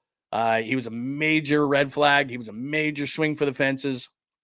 They were frustrated with Jimmy. I understand all those things, but it makes less than zero sense it just makes no sense that they traded up 12-3. That didn't make sense. That they targeted either him or Fields or Mac Jones or any of those guys. Those guys, there was a lot of them. All of them had a lot of holes to their game. And everybody knew that except for Trevor Lawrence. And we've talked about it a million times. That will never make sense to me. That one never made sense. But by and large, they've done a really nice job in signing the right free agents, drafting the right guys. Now, first round has been difficult for them, no doubt. Hargrave didn't work out. There's no doubt. But we go through the time, and we all know this. How do they build themselves into a Super Bowl contender? 2nd to 7th round. They nailed a lot of picks. Can they do that again? That's the charge against them right now. A couple of interior linemen, to me, getting healthy offensively, getting at least one badass defensive tackle out of the draft that can play right away, which is tough. Possibly replacing Dre Greenlaw and one veteran corner. That's a lot of stuff to get done in the offseason, especially when you're looking at Brock Purdy. But I still look at the rest of the division. And then, look, the rest of the conference, I don't know. We'll talk more about that in the offseason. Philly's good. Detroit's good. Green Bay's good. I think Minnesota's good, although if they let Darnold go and they're playing a rookie quarterback and J.J. McCarthy, we shall see until further notice. But I do think that in this division, Seattle's okay. Arizona's Arizona. The Rams talk about releasing Cooper Kupp, and even though Matthew Stafford's going to play, they've got to work out a contract themselves. That's something that's being under discussed. If they don't have Stafford, that's not the same Rams team. We know that. All right, give me your thoughts. All right, let me get to let me do this because this is kind of a public service announcement. So I did this morning. So I'm getting ready for the show, and I'm looking at my phone, and it just pops into my head because I see on my calendar, as I'm sure you already have, that it's February 1st. Now you can say to yourself, just like I do, I treat my wife, girlfriend, significant other, whatever. I don't have a wife and girlfriend. I'm saying for all of us. I have a wife. You may have a wife, girlfriend, significant other, whatever it is. I do this a lot, so maybe you're a lot smarter than me. I went on Open Table and all these apps today. Get a reservation for Valentine's Day now. I don't care if the person in your life downplays it, whatever. The closer it gets, the more they're going to want to do something. It's on a Friday night this year. It's on a Friday night. So sometimes you can get away with it if if Valentine's Day is like on a Tuesday, and you say to your wife, girlfriend, significant other, you know what, let's just not go out on a Tuesday. Let's just do it Friday. And it's great. Then it becomes like any other Friday, right? So the 14th is a Tuesday. So then the Friday is the 17th? And you're not going to get all these people freaking out. So combine a Friday, which is what the 14th is on this year, Valentine's Day, with Valentine's Day itself. And there are not a lot of restaurants already. Like I went on there today and was trying to, because I was looking for something. I don't know. Everybody equates Italian with like romantic. And so I was just, it said romantic dinners, and I clicked on it and everything was Italian. And it's not that I don't like Italian. I do like Italian, but like I was looking for like maybe, California cuisine or something. You could kind of pick a lot of different things and kind of a neat ambiance. And they all do these menus. I hate this. They all do these menus, 4-course meal and this and that. And you can pick between chicken or fish, or that's like, nah, I just want the regular menu. I want the regular menu. We want to pick what we want to pick, and, let's do that. But just heed my warning and do it right after the show, or you could do it while you're watching the show. Get a reservation. You'll thank me later because I all of a sudden I'm like, oh my God, it's February 1st. in a lot of these restaurants that you might want to go to or book because A, it's a Friday, and B, it's Valentine's Day, and B, it's on a Friday this year. So you got the double whammy going on. It's hard to get a reservation on a Friday anywhere decent, and we're 13 days away. And she's going to know, or he's going to know, or they're going to know that if you make the reservation, and let's say you normally would eat at, I don't know, most of us eat what, 6:30, 7 o'clock? If you're all of a sudden eating on Valentine's Day at 5 or 5:30, they're going to know you waited too long. Or if you're eating at 8:30 or 9 o'clock at night and you try to pass it off as, oh, I just wanted a romantic evening, or I wanted to go out early, or I wanted to go out late. No, you didn't. You forgot. And you waited too long. And so you couldn't get a 6:30 or a 7 or a 6 or whenever you normally like to eat. Go do it right now, if not sooner. But don't leave the show. What are you, insane? Don't leave the show. But I'm saying you've got to do it. That's enough. I don't need to sit there and pound it, but I'm just telling you that if you wait and you're having dinner at 8 o'clock, or you're having dinner at 5 o'clock, or you're doing the blue hair special at 4:45, they're going to know. She's going to know. Like, we never eat at 4:45, dude. You forgot. And then you get 0 points. No points for you. And you can only, this, you can only screw up Valentine's Day. You can only screw it up. You keep your head above water. There are certain things, anniversaries, Valentine's Day, birthdays. Don't try to talk your way out of it. I used to try to use this line. I treat my wife great every day. I don't need some special day. I'm not getting her card. I'm not getting her flowers. Come on, man. Flowers, nice dinner, treat her well that day. It's just the way it goes. And then the next day, a lot of us are working remotely, but then the next day at work or something, and somebody asks her, yeah, we had this great dinner, or maybe on Monday, and we had this great dinner or whatever. Just do it now. And you might be late now. It's 13 days, so you might not even be able to get to your favorite restaurant, but at least you're going to be eating somewhere at 6:30 or 7 o'clock, a normal time that people would eat. And if you're older, I get it. So if you eat at 5:30 and that's what you guys do, fine. But I'm saying I'm already seeing the reservations at like 4:45 and 8:30 or 5:15 and 9 o'clock. And it's like, they're going to know. They're going to be like, we're eating at 9 o'clock. What'd you do? Make this reservation yesterday? Good idea. Just saying. Just telling you. I'm out, Lund. I'll get the Valentine flower. Watch the chat number go down. No, I'm doing this for you. If you're mad at me because I'm talking about Valentine's Day, I'm just doing this for you. And I'm not getting any money out of this. I don't have a Valentine's Day sponsor. I'm just telling you that I woke up today, I looked at my phone and went, damn, it's February 1st. What am I going to do? And I started going to Open Table, and I'm like, there's like, it's already 8:30 and 5 o'clock reservations. I'm just telling you. I can tell you this too. Nice, not to rip Italian, but a nice Italian dinner will go a long way. Italian is nice. Italian is romantic. So if you got a nice Italian joint, and again, this is just me, years of doing this, not the same old spot. Like you have a go-to spot, right, that you go to for everything. She knows about it. And if you go to the go-to, you'll barely keep your head above water. But if you go somewhere, I'll give you a great example. For years, I lived in Walnut Creek, and we went to all the restaurants in Walnut Creek, and they were great. But if on Valentine's Day, all of a sudden you pop down to Pleasanton or something and you go to a different place, you're going to win. Now, maybe you're way past that too in your relationship. Maybe you've been doing it 25 years and you guys like what you like. I'm not telling you what to do. Regardless of what you do, you can throw all my suggestions aside. This is the one prevailing thought through this whole thing. Today's February 1st. Do with that what you will. And if you guys are content in your relationship and you don't have to do anything, good for you. I'm just saying. I get it. Somebody just said, I get you, Gizmo. I feel you 100%. V-Day is overpacked and marked up prices. I get it. But your significant other, because it's a Friday too, is going to go, yeah, 4 weeks out. You're right. I'm stupid. Yeah, I thought about it today and I went, oh, but I'll figure it out. All right, I'm done. Yeah, flowers are good. I know that, I always try to downplay that too. I always say to my wife, like, flowers, God, they're dead in 3 or 4 days. That's not money well spent. Doesn't matter. Joy, great to see you. Today is my son's birthday, and Valentine's Day now is just the anniversary of my dad's passing. Oh, I'm so sorry. The anniversary, you'll never forget the past. My father passed on June 12th of 2014. I actually took a picture of it on my phone. Yeah, you'll never forget that. That's terrible. That's too bad. I have a friend whose birthday's on 9/11. I mean, that's terrible. I remember when that all happened, and then she's like, yeah, my birthday's on 9/11. It's not a great day to celebrate. Now, as the time has gone past, it hasn't been as bad, but I just remember, like, the next year, like, I just remember her going, oh, man, 9/11, my birthday's today. We're not exactly celebrating. That's terrible. That's not any good. All right. What else do we have? Episode 47, Pop and Lund. Yes, we could talk Golden State, Phoenix, NBA All-Star snubs I ranted on. Curry talks. That was depressing. Pels lose Murray. Would they trade Zion now? They're so bad. Murray's out for the year. New Orleans stories. We'll have a ton of those next week. My son is going to be a correspondent for us. Purdy talk. All I said about Purdy talk was be careful.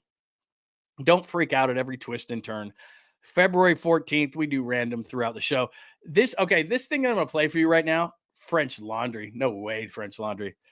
This thing that I'm going to play for you now, I don't know if there's anything to this. I don't know if Mike Lombardi just brought this name up and this team up with this player that he either knows something or doesn't. Now, he's working with Bill Belichick at North Carolina. He's the overseer of the football operations at North Carolina, so it's an old man operation there. That's going to be fun with the NIL, but whatever. Hope he does well. I know Mike Lombardi a little bit, and he was on the Pat McAfee show the other day. Not that the 49ers necessarily need this position, but I just found it to be weird why he brought up the Niners in connection to this guy. So does he know something, or is this just random? Here you go. I'm falling right into the trap.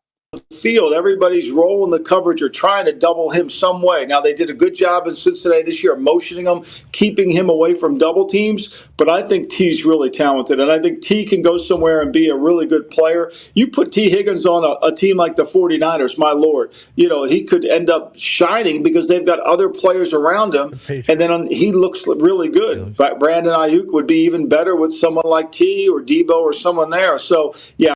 Yeah, thank you. He mentioned T. Higgins with the 49ers. And look, it's not like that's a position of need for the 49ers. We've said this a million times. I still think Debo's going to be released. I could be 100% wrong in that, but I've been steadfast in saying it. But Ayuk's going to come back, and he's not going to get cut. Even though I don't think that was a great signing at the time I said it, there's receivers come in the league every single year. They don't have the leverage, but for some reason the Niners gave him the leverage and gave him $30 million a year. And I'm not caught up a ton on it, but Ayuk's making a ton of money. Jennings, after this year, is going to have to be signed again, and that's somebody that you want to keep. They love Jennings. Kyle's not a great liar.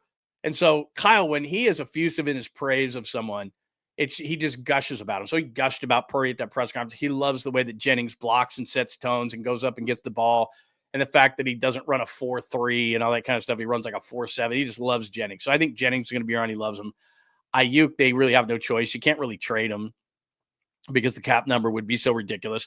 They like Ricky Pearsall. They like his story. They like his toughness. They like everything around Ricky Pearsall. He's not going anywhere, I don't believe. And that's where, again, I think they love Debo too, but I just don't think how he fits in this whole thing. But then Mike Lombardi just out of the blue brings up T. Higgins. Now, maybe there's just absolutely positively nothing there. And he and McAfee were just BSing, and it just on the top of his head, it just popped out, man, T. Higgins with Ayuk would be great. So maybe there's just nothing to it. But I just know these guys and how they think and how they operate. They've talked to somebody. And so when it pops out in the top of their head like that, it's not like they just threw out the Niners out of every team that he could have pulled out of his head there. So if I'm just doing the math, clearly Debo would be gone. Ayuk, you can't cut. I don't know what you would do with Pearsall in that situation. And Higgins is a faster version of Jennings. So would they sign Jennings, or excuse me, would they sign Higgins and trade Jennings or something like that? Jennings isn't making a ton, but he's making a decent amount of money. And I know they love the way he blocks, but T. Higgins is a 6'4", go up and get it kind of a guy. And especially when you have somebody, and he talked about how they complement each other. Jamar Chase has doubled all over the field, and Higgins just has a field day on it. Now, we've talked about this through the years. Is Higgins a true number one? I don't know that. But if let's say Jennings was gone, who I love, and you brought in T. Higgins to be with Ayuk and put Pearsall in there, and then, oh, man. Because now you're Brock Purdy. And this is part of the thought process with Brock. Hey, Brock, we don't want any more interceptions. Brock is the type of guy who wants to throw it up at times and have his guys go get it. Like I always am talking about that bracket coverage down the right sideline against the Rams. He threw right into that, and I was like, what are you doing? That's the kind of thing Brock will be like, okay, I'm going to trust my guy. Well, if you're going to trust my guy, there's a 6'4" T. Higgins. Now, do they need T. Higgins? I'm not saying that. I'm just saying that Mike Lombardi just brought it up as just a random team that went through his head. Interesting. Maybe it's nothing. I'm just saying, put that in the back of your mind. They don't need it. It's not really something I've talked about at the off season. You got Ayuk, you got Jennings, you got Pearsall that you put a first-round pick into. You got Debo, I think is going to be gone, but that's 4 guys. right there. It's not like you would keep Higgins and all those other guys would stay. And the number, because let me just look at one thing real quick as I'm watching this. Hang on a second.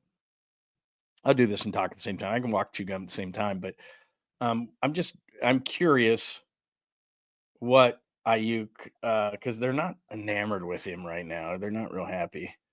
But Ayuk contract, just to see what it would cost to get out of it, because I think it's prohibitive. The first year of that deal, it's like the cap hit is nuts normally. So I just played that year. So 2025. Well, the cap hit's not bad. 11 point. Oh yeah, the dead cap is 40 million. So you're not getting rid of Ayuk. Not for a dead cap of 40. You're not making him go away. So you can't do that. You didn't just roll over $50 million. You're going to sign Purdy to a big contract just so you can trade Brandon Ayuk and take a $40 million cap hit. So that's out. But I'm just saying, maybe it's Jennings. Maybe it's, hey, Jennings, we can't sign, Jennings to a big contract, although Higgins would take a big contract. So I don't know. Maybe he is just throwing it out there. But I heard that the other day. I'm like, what? Why did you do that? Why did you just throw out T. Higgins' name? That's weird. What's going on? Is there something happening? Do I need to know something? Yeah, Debo was not good. And he made a bunch of money. And he was mature. I'll give Debo a ton of credit this year. Because after they signed Ayuk, he could see the writing on the wall. And remember, they signed Jennings too, and they drafted Pearsall. So here's Debo going, okay, I'm making 24, 25. And then he had the kind of season he had where basically his best attribute was being a kick returner. And kick returners on a team like this, well, kick returners in general, they're not making $24 million. So it's like, okay, let me see here. All right, what do we got? Anything else? Yeah, that's what I was saying, Steve. That's why I wanted to look up Ayuk real quick, what the cap hit. So they're not going to do that kind of stuff. Let's see. Anything else that we missed today? I know we're doing a little bit of a condensed version of a Saturday show, as we're in this thing about an hour and a half. But just wanted to connect with everyone. I love doing the Saturday show. I love seeing everybody. We went through Papa and Lund.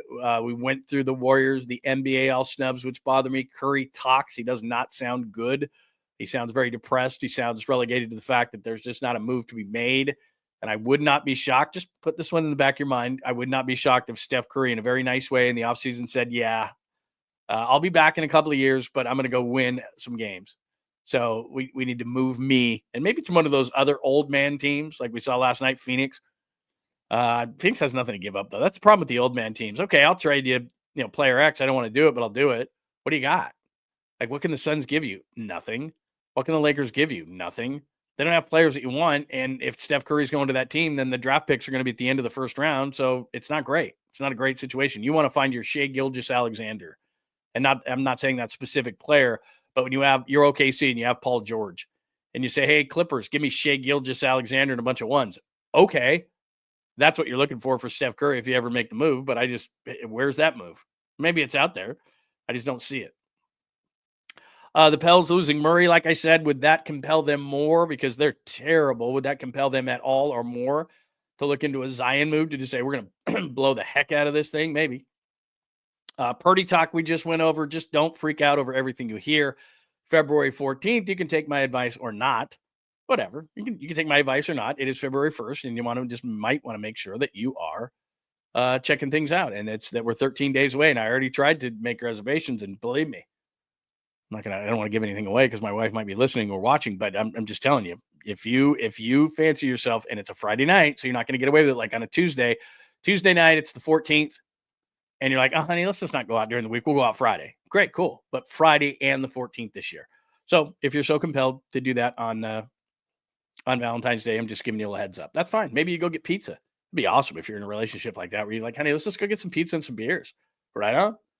And if that works for you, good for you. You've got it made. You've done it. You've done it right. So good for you. Anything else today? Any other thoughts that we need to go over? Do remember, I'll do what I normally do, throw a bunch of stuff out. We'll do a story of the day, even though it's just Saturday, but we're going to do a story of the day today. I hope you are doing well. If you're in Northern California, sorry about the weather. We're getting a bunch of rain and all that kind of stuff. We're going to get that for a number of days. That sucks. Got to go put myself in a better mood. Sunday, we will take the Lord's Day off tomorrow, and then we will back Monday at 8 a.m. But if anything breaks, remember, we will absolutely be here. February 6th is the NBA trade deadline, so we're going to start getting some trickle-down effects from that. And so if anything breaks, I will make sure that we are here to break anything. I'll put a bunch of videos out today. Make sure that you're subscribed and you have your alerts on, because then you will get everything first.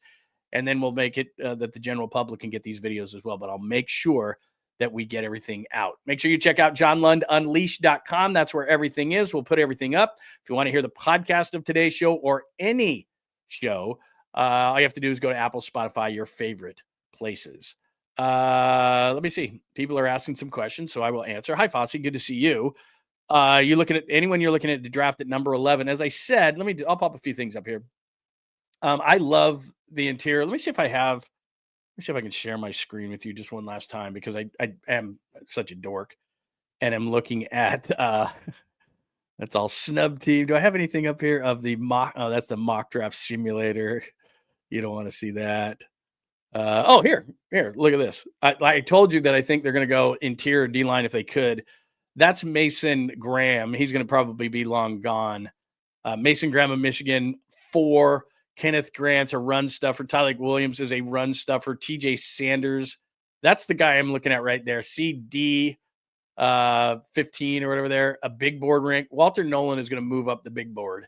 Well, he's out of Mississippi. Well-built, strong player, incredibly strong, build to play both D-tackle, D-end. Niners love that. Good effort to the whistle.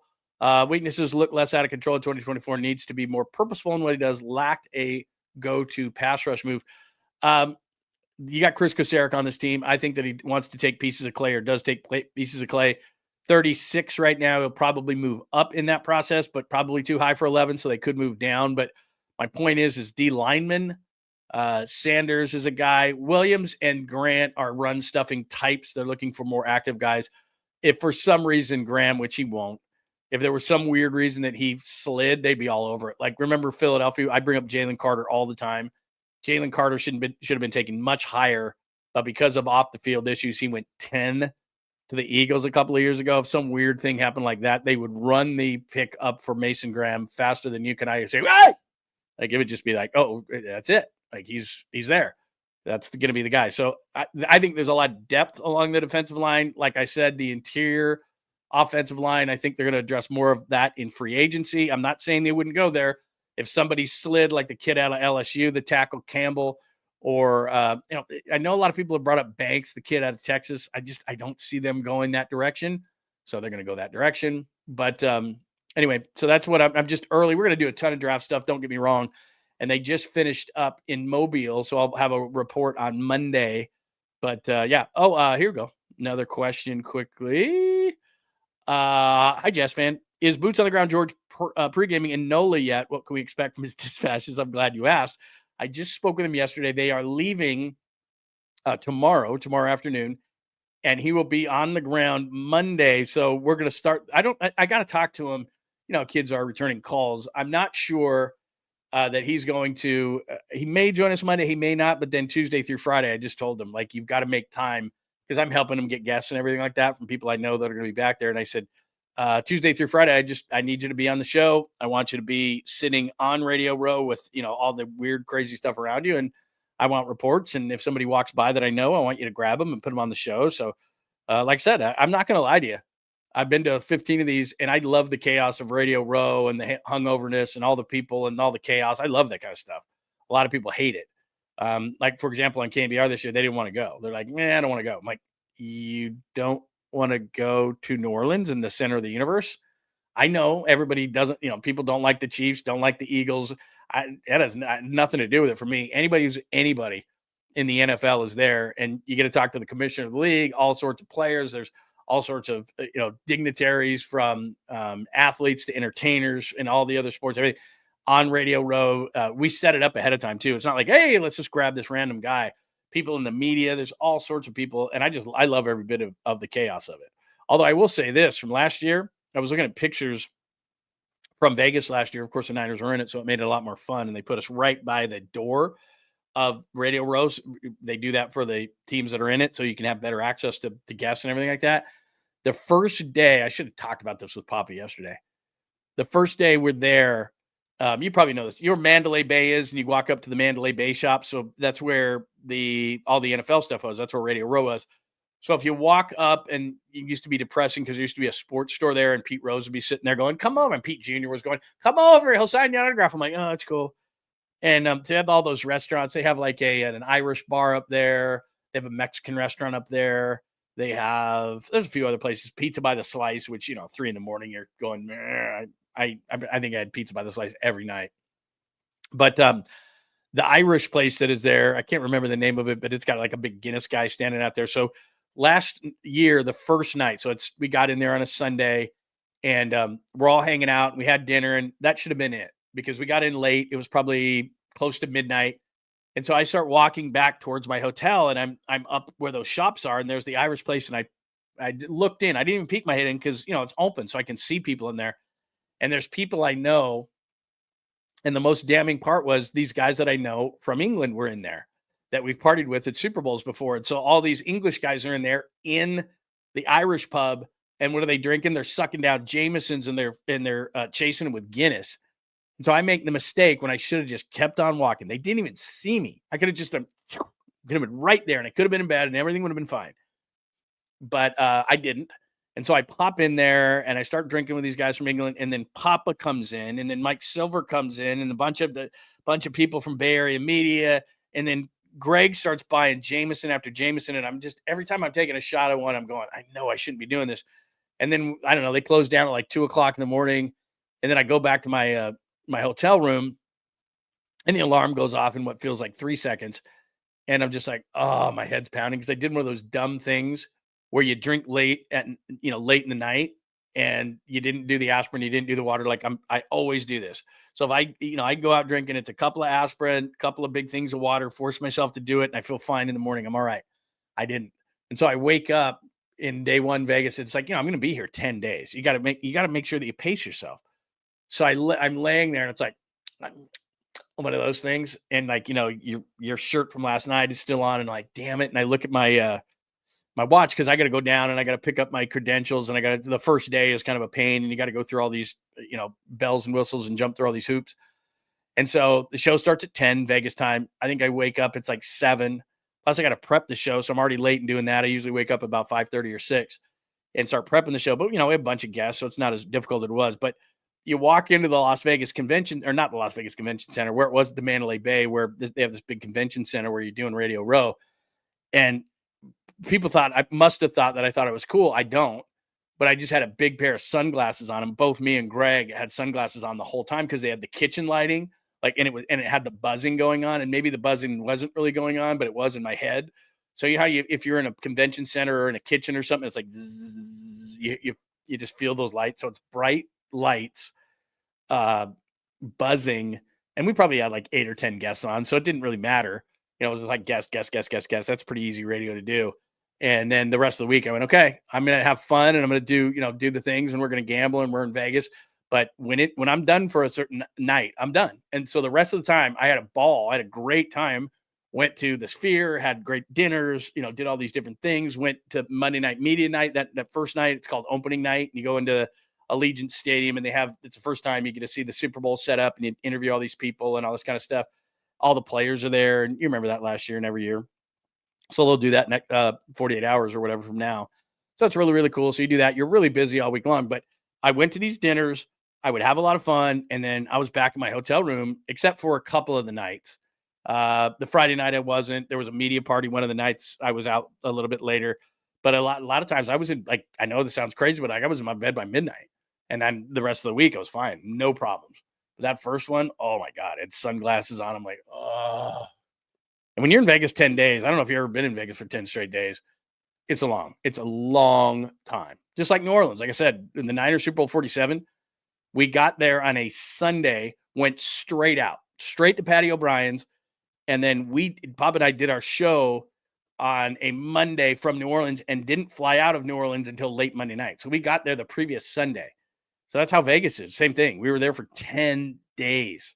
It's like, you should be there for 48 hours, 10 days. And then my wife, and this was awesome, for a birthday present a week later. So I'm there for 10 days, get a week off of Vegas. A week later, we went to Vegas last year to go see U2 at the Sphere. So I was in Vegas for like 13 of 13 of 17 days or something. It's like, okay, have I been back since? Maybe one time. Yeah. I've been back one other time since then, but man, that's a long time. Let's just say that. All right, what else do we have? Anything else? See, I thought I was going to get out of here like 15 minutes ago. No, we're hanging out. I like it. Going back to football talk. Hi, Kyle. They should get 2 D tackles and an edge rushers. They have so many picks. They're going to move around. I know that the Niners are going to move around. I don't think they're going to move up. I think they're going to move down. Although I will say that if, let's say Mason Graham, for example, like I said, slips, let's say all of a sudden he's sitting there at, 8 or 9, something like that. I think the Niners would go get him. I do. I think they like him. And he's the cleanest defensive tackle guy. Although I think Walter Nolan they like. There's a couple other guys that are the SC. I'm not going to all Krug on here, but I do know I do know that they do like some D tackles in this draft. I will say that. All right, let me go to let me just double check that I'm not missing anything. Everybody over at Instagram, good to see you. A lot of people in the Instagram group today. Very, very cool. So you can watch us on Instagram, on X as well as we're hanging out in the YouTube channel as well. Let me just make sure that we're not missing anything. I do that all the time. Like if you and I are sitting here and I am missing, let's see, I do not miss FanFest. Apparently the Giants are having FanFest in Sacramento today. I did about 10 or 12 FanFest. So we'd come back from the Super Bowl and we'd have this thud. Like it was exciting. It was the biggest thing. It's the NFL. It's the Super Bowl. We'd have this great time. And then we'd come back to over the last few years and do the Giants FanFest. And it was just like, wah, wah, wah. It was just, it was like, oh my God, talk about being rocketed back down to reality. We were just like, oh boy, here we go. We got to start the Giant season. So anyway, they're up in Sacramento. So shout out to those in Sacramento. You can stop by and see Buster Posey, who, by the way, I could go back. We had the weirdest thing was for FanFest is that they had one. They used to do this when it was in San Francisco. So they have a tent. And then I would be inside that tent, and they'd bring up, like, one year it was so cool. They had Hunter Pence, Tim Lincecum, Buster Posey, Brandon Belt. And so I was just the MC. The people would ask questions. They'd have the mic and walk around with it, and I would just MC on the stage. And they were just ripping on each other so much. It was so fun. And then we'd go out to the main stage. Hey, it's main stage. We'd go to main stage, and then people would be sitting in the stands, and it would be like Bruce Bochy, Matt Cain. Like, that was a cool day. So I don't know why they're doing what they're doing to go all over the place. Obviously, it's to try to get to fans who don't get here, and they're trying to get more people into the place because they figure, hell, if we go to San Francisco, even though I think it's better, I think that you set it up. It's at Oracle Park. Everybody gets to walk on the field. They think that's really, really cool. People will come from everywhere. Maybe what they're doing is the way to go. I think this is the second year they've done it. So they go like to Napa, San Jose, Sacramento. They go all over the place, and they don't have one actually at Oracle Park, which I found to be kind of it's kind of weird. But I'm not a marketing genius like they probably have in their building, so who knows? Let's see. Let's see. My 38th pick with both Bumgarner and Curry got hurt. Dude, that's a bad day. Like I said, I have a friend who's got a birthday at 9/11. It's like it's been a number of years, so it's not what it was. But I just remember the next year, 2002. It's like, yeah, I'm like, what are you doing for your birthday? Like, it's the first anniversary of 9/11. I don't think we're doing anything. Thank you very much. Yeah, that's a good call. Do you think Brock? Yeah, they probably got enough Toyotas. I mean, what was it? 10 Toyotas they probably gave him for free. All those Toyotas, probably not giving him. His wife probably doesn't drive a Toyota. In fact, she probably does. Makes $1 million, which is good. But and in Arizona, I mean, that money's going to go far. But I don't know. That's a great question. Somebody find out what Brock Purdy's wife drives. Probably is. It probably is. Like a high-end Corolla or something. She probably does that. Or maybe like a 4Runner. Nah, 4Runner is probably too big for her. I don't know. He probably does. And he's probably got a truck. And she's probably got some sort of I don't know. Some nice kind of a Toyota. Maybe she's got like an all-electric or something like that. I could see. Are Skittles banned in California? We're at the random part of the show today. Is that true? Nah, I think that you can find Skittles, can't you, or no? Why would that be? Just wondering. Kittle's worth $17 million. Yeah, no, there's no doubt about it. I don't think there's any question that Kittle is worth that. And he showed last year that, look, it's not injuries, it's not this, it's not that. A couple of years ago, believe me, the organization was like, not sure. And then everybody else was hurt last year, and Kittle was like there all the time. Does she drive a Lexus for sure? Gizmo's trying to tell me she drives a Lexus. I don't know. Maybe people know that. I don't know. I didn't know that. Hi, James. Good to see you, my friend. Enjoy your weekend. I will enjoy my weekend. That's a great picture you have there. Would you go to Fan Fest? Of course. Nice picture, James. Sunny day at Oracle. That's tremendous. All right. I've said hi to everybody. We've gone through everything for episode 47. We are just at the random portion of the show as you are putting things up on the screen there. I'm just reading them and going off in various directions, but I think that's pretty good for today for a Saturday edition of the show. We went about $1.45. That's not so bad on a Saturday. Enjoy your Saturday. I know the weather in the Bay Area here is not great. Soup is a great call. Or, I don't know, like I said, I can't complain much because I've lived all over the country, and I've told you this. I lived in a suburb of Detroit, and because the weather was like this all the time except for snow and ice, they had these giant, like, I don't know, for lack of a better word, like mini cities that had like a gym, restaurants, stuff for the kids to do, all this. And it was indoors, like this giant indoors thing. And you would just park, and you had to be a member of it, but you could like go work out in the morning. There was 3 or 4 restaurants in there. There were pretty decent restaurants from breakfast to dinner that you would hang out, but you could do it inside. So you felt like you're eating outside, even though you're eating inside, but it was like, there's an inside area and an outside area, but you're under like a big dome kind of a thing. And you could there was all sorts of things you could do, mini golf and all this different thing. Like they had these almost like a mini city community thing because the weather was so bad all the time. And it did make you feel better because you could go swimming, and they had a kid area and everything. And they had all this kind of stuff. And I don't know, they put like heat lamps around. So you felt like there was a sun. I mean, we get enough sun, so they don't have to do that kind of stuff. But they did in cities like that. They do that because you're like, look, it starts snowing in late October, and it doesn't stop snowing until like late April. And you're gonna need some stuff. It's just you're gonna need to feel like you're outside. It's just crazy, man. Anyway, I know I miss the sun. There's no doubt about it. There is no doubt. But we'll get through it. All right, great time had by all today. Much appreciated. Again, JohnLundUnleashed.com. Please make sure that you join the channel on the YouTube channel. And make sure that you have your alerts on and all that kind of stuff, because we'll put more stuff out through the day and out through the weekend. We don't take the weekend off. There's too much going on. So on the YouTube channel, John Lund Unleashed Pod. Thanks for watching on X today. Thanks for watching on Instagram. Had a great day with you. We will put more stuff out later today. And again, we will update the website at JohnLundUnleashed.com. Have a tremendous Saturday, and we'll talk to you soon. Thanks for hanging out with John Lund Unleashed. We'll try to be better next time, though I wouldn't hold my breath. Please like and subscribe on the John Lund Unleashed Pod YouTube channel. Watch live shows weekdays at 8 a.m. on YouTube, Instagram, and X. And make sure to have your alerts on for shows throughout the day or night. All things Lund can be found at JohnLundUnleashed.com. JohnLundUnleashed.com. Goodbye!